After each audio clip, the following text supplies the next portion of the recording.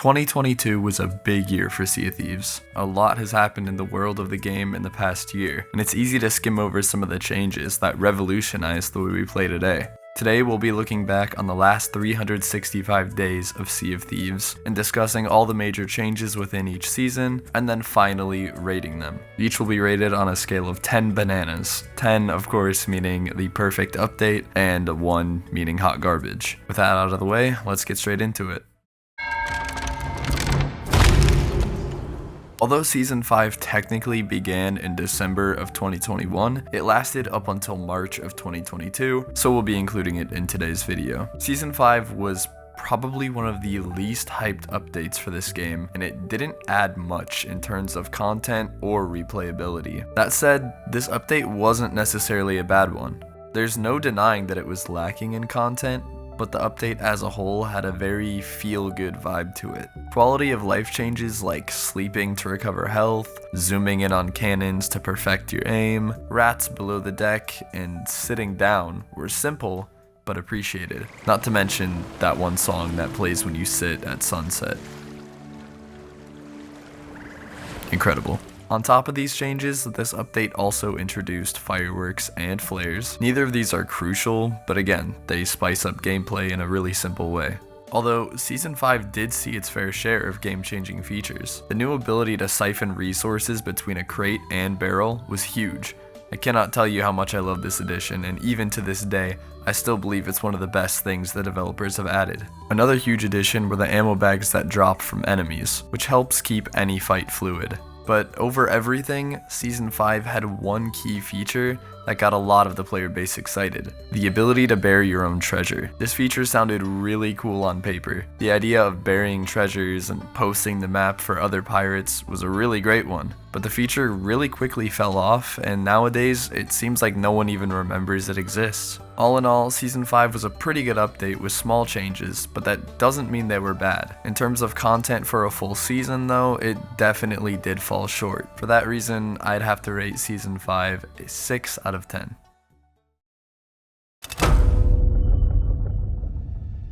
Beginning in March and ending in August, spanning nearly 6 months long, Season 6 got off to kind of a rocky start. With the release of the update, we were introduced to 6 unique sea forts across the map. Gameplay wise, these are pretty solid additions. They're quick to complete, good for resources, and pretty fun to do. The issue here was not the forts themselves, it was the lack of any other content besides them. For over a month, this was the only new thing to do in the season. However, this did all change on April 20th. The Legend of the Veil was a massive success, creating a unique voyage for Pirate Legends with some heavy lore and incredible visuals. Not only that, but the voyage itself was just plain fun to do. I definitely think Sea of Thieves needs more of what we got in The Legend of the Veil, because in my eyes it is the most fun quest in the game. But Season 6 was not all good news, because this was also the season that we said goodbye to the arena.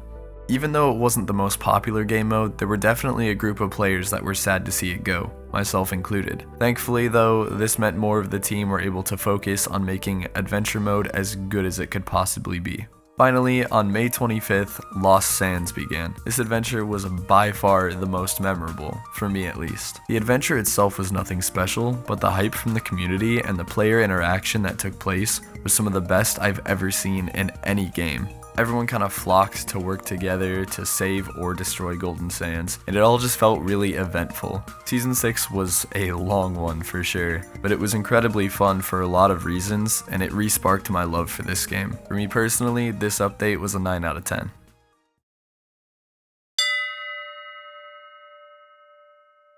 Captaincy was the most anticipated and hyped update in basically all of Sea of Thieves history. From the game's release, Captaincy was promised, and the community fell in love with the idea. 4 years later, we finally got it.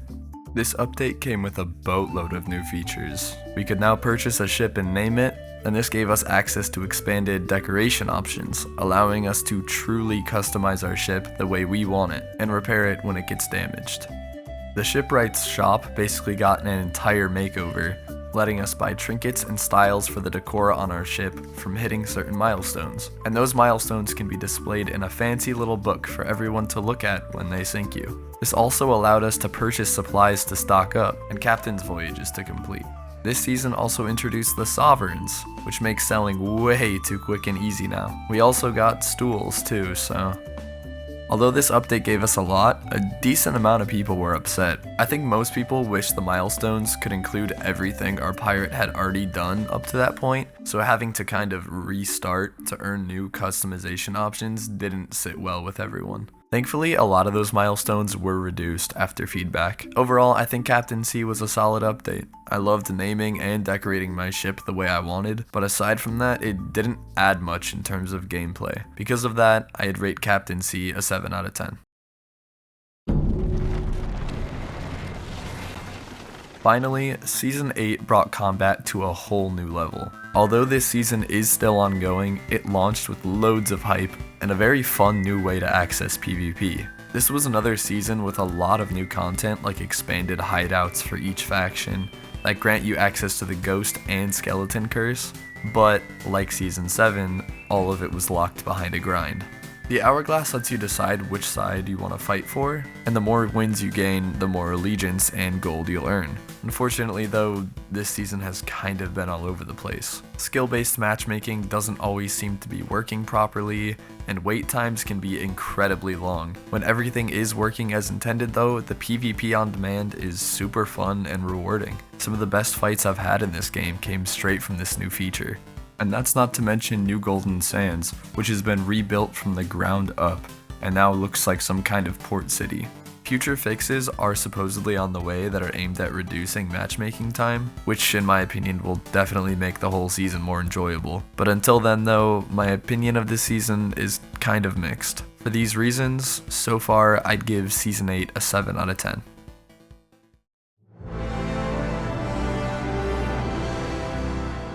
As a whole, 2022 revolutionized a lot of how I and a ton of other people play Sea of Thieves. It was without a doubt a memorable year for the game, and we can only hope 2023 brings that and more. Let me know what your favorite season for 2022 was in the comment section. If you've reached this point of the video, thank you so much for sticking around. And if you liked what you saw, consider leaving a like or subscribing. It really does help me out a lot. Anyways, I hope you enjoyed, and I'll see you next time.